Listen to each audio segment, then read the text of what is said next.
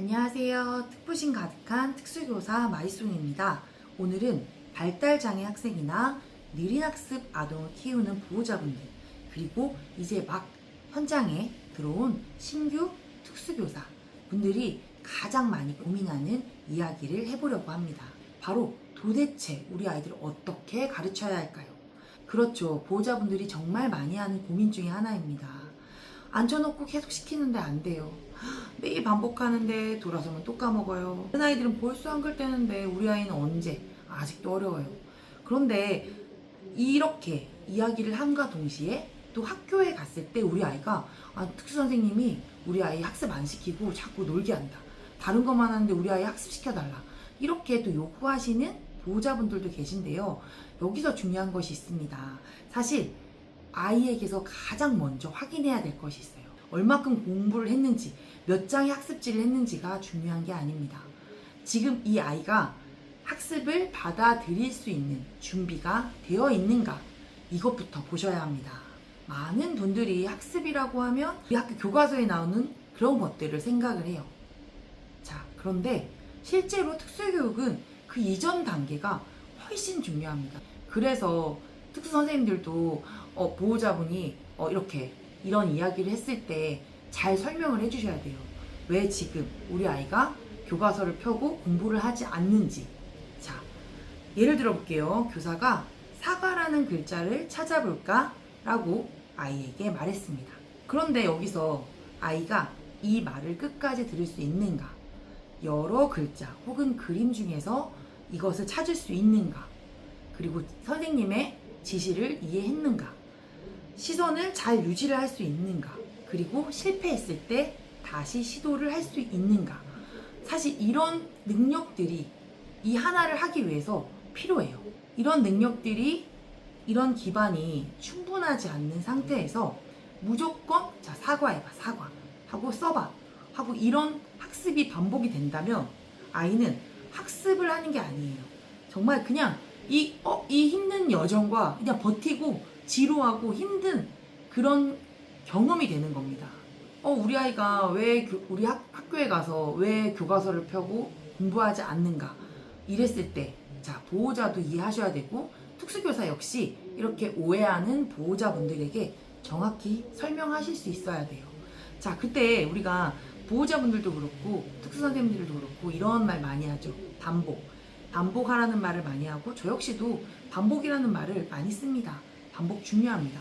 하지만 여기서 중요한 것은 그냥 단순히 무작정 반복이 아니에요.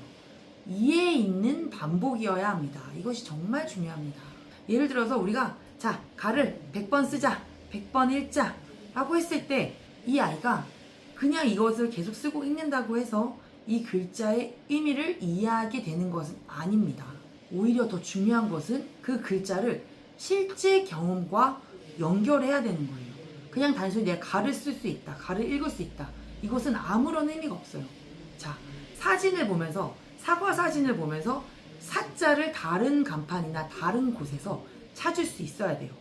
그래야지 이 사과라는 글자를 배웠을 때 쓸모가 있는 거죠. 그리고 이 사과라는 것을 놀이 안에서도 활용할 수 있어야 되고, 생활 속에서 반복해서 사과라는 그림을 찾거나 사과의 사자나 과자라는 그림을 찾아낼 수 있는 것.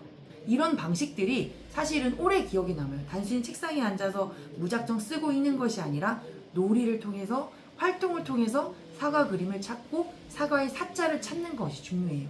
그러다 보면 멀리서 봤을 때 이 아이는 책상에 앉아서 공부하는 것처럼 보이진 않아요. 노는 것처럼 보이죠. 하지만 이 아이는 공부를 하고 있다는 것입니다. 우리 특수교육은 특히나 앉아서 공부하기보다는 몸으로 움직이면서 배우는 비율이 굉장히 많습니다. 숫자를 배우더라도 앉아서 1, 2, 3, 4가 아니라 계단을 걸어가면서 세기도 하고, 또 우리가 수개념도 우리가 간식을 나누고 우유를 가지고 오는 개수를 세고 이러면서 배우고, 언어 이해도 선생님이 지시로 뭐 가지고 와 심부름을 통해서도 배우기도 합니다. 크기도 단순히 우리가 일반 교육과정처럼 교과서에서 문제에서 큰 거 작은 거를 동그라미 치는 것이 아니라 블럭에서 실제 놀이를 통해서 크기 비교를 하면서 배우는 것이 특수교육이에요. 그래서 실제 특수교육에서 이런 활동들이 학습입니다. 그런데 학습이 어려운 아이들에게 정말 조심해야 될 것이 있습니다. 무엇일까요? 바로 실패의 경험입니다. 학습이 어려운 아이들은 실패 경험이 정말 많아요. 매일이 실패죠.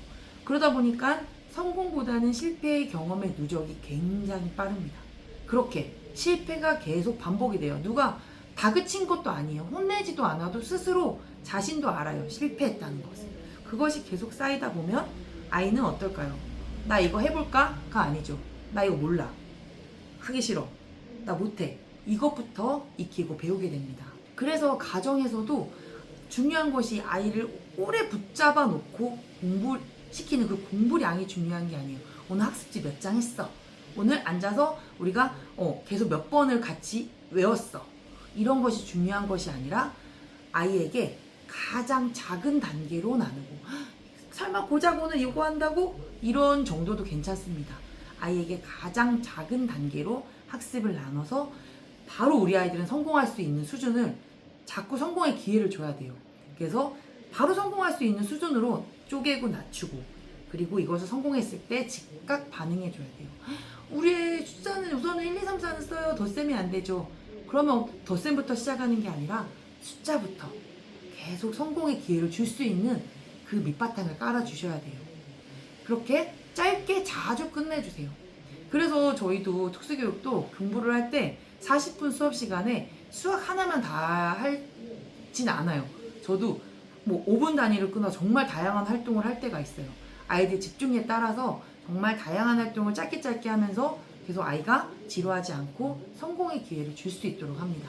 이것이 정말 중요해요. 학년과 상관없이 우리 아이가 아직은 학습이 아직 들어가지 못했다. 한글이 들어가지 못했다. 그리고 뭐 미취학 수준이다. 그럴 때는 사실 얼마나 많이 배웠는가 보다는 배우는 경험이 있는가, 이것이 즐거웠는가, 아이가 계속 관심을 가질 수 있느냐가 중요하다고 말씀을 드릴게요. 그리고 신규 특수교사분들께서도 사실 처음에 현장에 들어가면 너무 다양한 우리가 교과서 이론에서 배우지 않았던 다양한 학생들을 만나게 됩니다. 다양한 조건에, 다양한 능력에, 다양한 환경에. 그래서 또 현장에 막상 들어갔을 때 정말 내가 잘해야지 했던 그 기대와 달리 내가 못 가르쳐서 그런가, 이런 부담을 스스로 또 많이 느끼게 됩니다. 저 역시 그랬고요. 그런데 이게 실제 현장에서 아이의 수행 능력이 낮은 이유는 단순히 학습 부족 때문만은 아니라는 것을 정말 말씀드리고 싶습니다. 이게 교사의 자질이 부족하다, 혹은 보호자의 내가 정성이 부족하다가 아니에요. 이거는 지금 아이의 입장에서 감각적으로 이게 너무 힘들 수도 있고, 또 이 지금 아이가 생각했던 것보다도 이해가 아직 못하는 수준일 수도 있어요. 근데 이해하는 척인 아이들도 있거든요. 왜냐면 자존심이 상해서. 그래서 이렇게 아직은 이해 자체가 어려운 경우도 있고, 작업 기억의 제한 때문에 내가 금방 잊어버릴 수도 있는 거예요. 이 아이가 집중을 안 해서가 아니라 정말 기억했지만 그게 또 아직 장기 기억으로 못 간 것일 수도 있어요. 그래서 중요한 것은 너무 많이 시키고, 무조건 내가 특수교사도 내가 정말 이 아이를 위해서 자꾸 계속 쉼없이 가르치고 뭔가를 주입시켜야지가 아닙니다. 우선은 아이를 관찰해야 됩니다. 그리고 뭐가 어렵고 왜 어려운지를 분석하는 능력이 특수교사에게는 정말 필요합니다.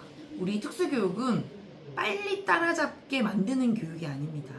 이 각자의 아이의 현재 수준에서 실제로 이 아이가 배울 수 있는 방법을 찾아가는 과정입니다. 같은 학습 목표임에도 어떤 아이에게는 이것은 정말 학습지로 가르치는 것이 효과적일 수도 있고, 또 이 아이는 학습지 다 필요 없고 우선 앉는 것도 아니고 서서 활동하면서 가르쳐야 돼. 정말 다양한 같은 목표여도 다양한 교육 과정과 방법이 필요합니다. 그래서 우리가 실제로 이 아이에게, 각자 아이에게 배울 수 있는 방법, 효과적인 방법을 찾아가는 과정이 바로 특수교육이에요. 특수교육은 결과보다는 기반이고, 속도보다는 경험이고, 그리고 양보다는 질. 그렇기 때문에 우리가 보호자분들도 너무 초조해하면서 특수교사를 쫓으면 안 돼요.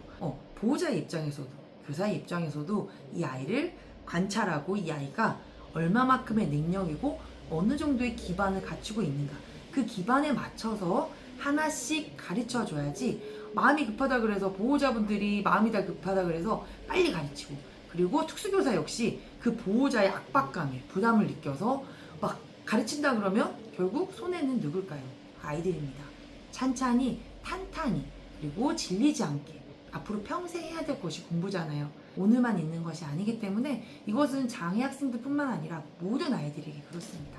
아이의 기반에 맞춰서 찬찬히 할 수 있는 능력을 우리가 같이 의논해서 만들어 갈 수 있었으면 좋겠습니다. 그러면 저는 오늘은 여기까지.